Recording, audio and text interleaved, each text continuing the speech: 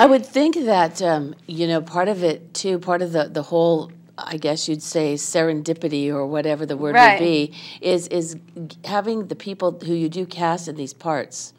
Because there's something about the chemistry of all the people who come together that probably really help the play develop into, you know, the perfect vehicle that you maybe had envisioned. I mean, you know, you have an idea in mind. You don't know maybe exactly what it's going to look like in the end, but you know, you've got that idea, and if you get the right people in there, they can really help you bring that to life. I just weep with joy when I see that happen. It is the greatest happiness when you are able to bring together, because I was actually lucky enough to be able to cast the show through the Portland Area Theater Alliance, which I belong to, and it's a fabulous nonprofit organization in Portland, for directors, producers, and whatnot, and actors and whatnot. So I cast the show last February. Did you do auditions in the whole process? Well, you attend auditions as a member. You can attend these auditions that go on for 4 days. They hold them twice a year, and then I have a book, and I pick out as I am in the casting mode who I think.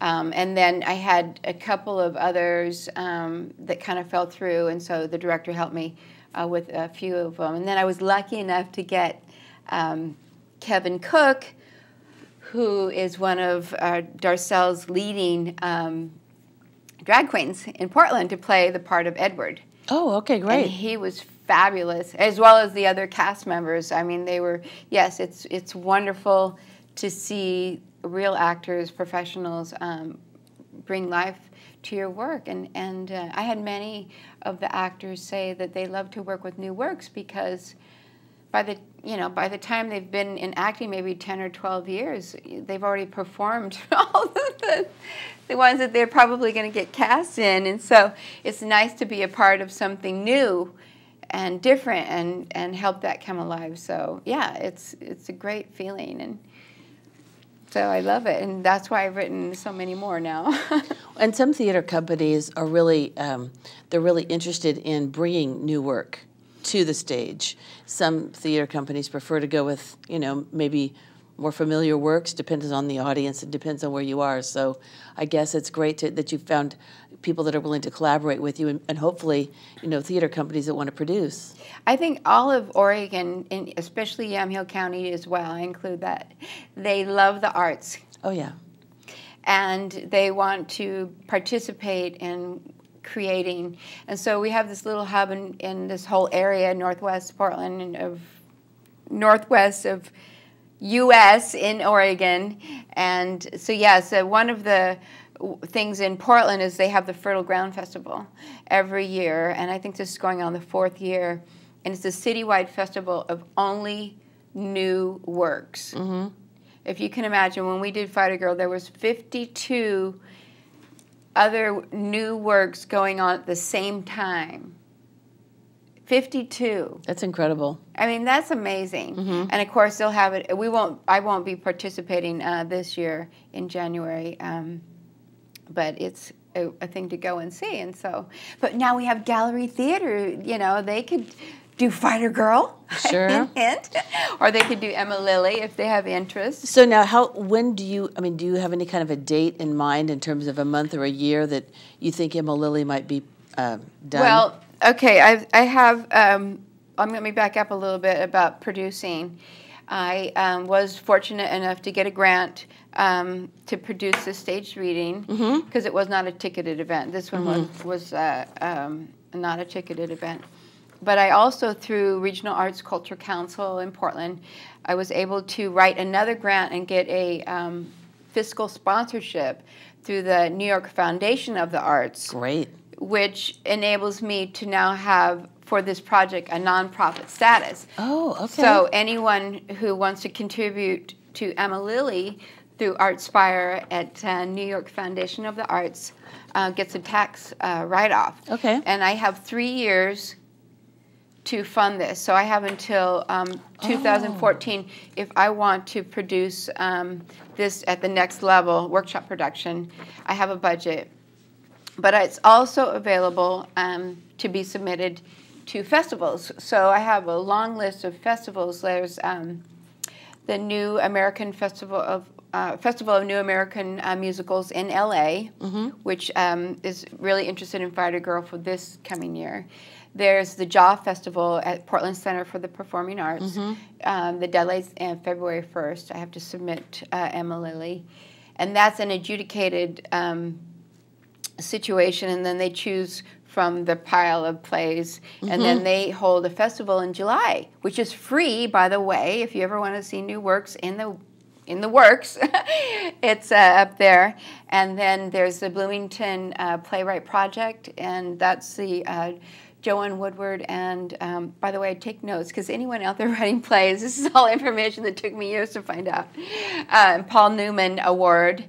And then there's the theaters in New York that I've stayed in touch with, like Naked Angels. They do a series of developing plays. Okay. And then in San Francisco, just got notice from a group of people that saw my Emma Lily video on YouTube, and they said, we would love to do a reading of Emma Lily. So, but I've been kind of busy with my other stuff, so I haven't contacted them yet. But yeah, I need a secretary. Maybe you do. and so besides these two, you said you've written a couple of other plays. Yes, as well? And so last year, while I was writing Emma Lily, I actually had the opportunity to pursue a couple of other storylines. One specifically that I've been researching for years is a story of, most everyone knows her by Josephine Bonaparte. She was the Empress of France. But before she married Napoleon, she was married to Alexander de Beauharnois. Her name was Marie Rose. She was from Martinique. Oh. She was a singer and a harp player, and she played guitar. She had two children, Eugene and Hortense. Hortense was the Queen of Holland. She married later in life Napoleon's younger brother, Louis, and she became the Queen of Holland. She was also a composer. Anyway, long story short, during the French Revolution, Marie Rose, before she was known as Josephine when she was married to Napoleon, was jailed with her husband, Alexander, and her husband was killed 3 days, guillotined, and before Robespierre was taken down, Maximilien Robespierre. This is all historical fact. And she was ready to be also beheaded at the guillotine, and through a friend of hers, Teresa, this is all historical fact, sent a note through her children to Tallien, who then went with his friends, and they were able to have a political coup and take down Maximilian and all of his friends and stop the reign of terror. And anyway, so she was saved through the intervention of her friends, and she had there was a prophecy when she was a young girl before she left Martinique that she would be not so happy in marriage, but that she would be someday more than a queen.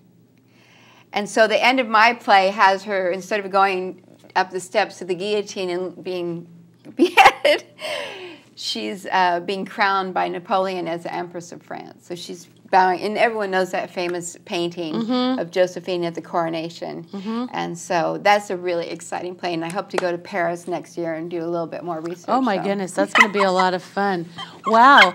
Well, I know that we don't have a ton of time. I know, I think we're probably chatting way too much. No, it's great, but I just wanted to shift gears a little bit and talk about your fashion writing. I know. Because I know that's a really big part of what you do. So I know. Well, yes, I work as now as a national fashion Portland style examiner for Examiner.com. And I have created a video series called How I Found Myself in Vogue. And basically what it is taking images from Vogue magazine or Vogue looks, and then I talk about the design elements in terms of fashion and style, and then I shop my closet and try to pull out pieces from my closet, or I go for little bits and pieces for shopping, and then I recreate the look for everyday woman. I like it. So there might be something about a Vogue look that you like, but you wouldn't wear the pants. Like I had an example of a menswear look where the pants were just huge and it looked like she was on stilts, and Well, we can't all wear that, but there were other parts of it. Needless to say. Yes, and so I showed how to scale the pants down Okay. and use the collar instead of the style anyway. So it's all on examiner.com. Okay, so that's an ongoing project for you. Right, that's a, yes. A style series. Right, that's like my bread and butter. Okay. So when you were here in town and working for the News Register, were you doing fashion? No, I was doing advertising. Oh, advertising. Yeah. Okay. Well, that's maybe some of you remember me. possibly. So I guess we could maybe say, what's coming up for you? What's the next thing that you're doing? Well, all of the above in terms of entering. Well, once a script is written and ready to go, it's just submitting to festivals and then hearing back from them. So a lot of rejection. But I'm used to that. But yeah, just continue to write and get these produced. And you can see me on examiner.com all the time. I post on my National Fashion, Portland Style, and Portland Music channels. I just wrote an article about Tracy Grammer. Okay. Dave Carter and Tracy Grammer. Okay. She did a concert on Friday night. So she's coming up with a new music album called Little Blue Egg in January. So, yeah. Do you find that it's pretty easy to switch gears from the fashion writing to the creative writing, if you will? And well, for me, I love having the, diversity of topics. And so, I probably that fits my character, my personality, yeah.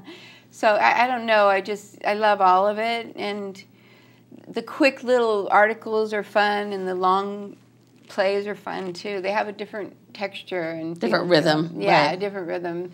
And so, I need sometimes a quick fix on writing, and it's nice to be able to write a really fun article on a Ralph Lauren spring collection and post all the pictures and the video. And you know what? And then it's finished. And you don't have to ask 14 people what they think about it. Right, exactly. There's sometimes when you just think enough already. This is just going to be about me for today. Right. So yeah, so I'm going to continue to write.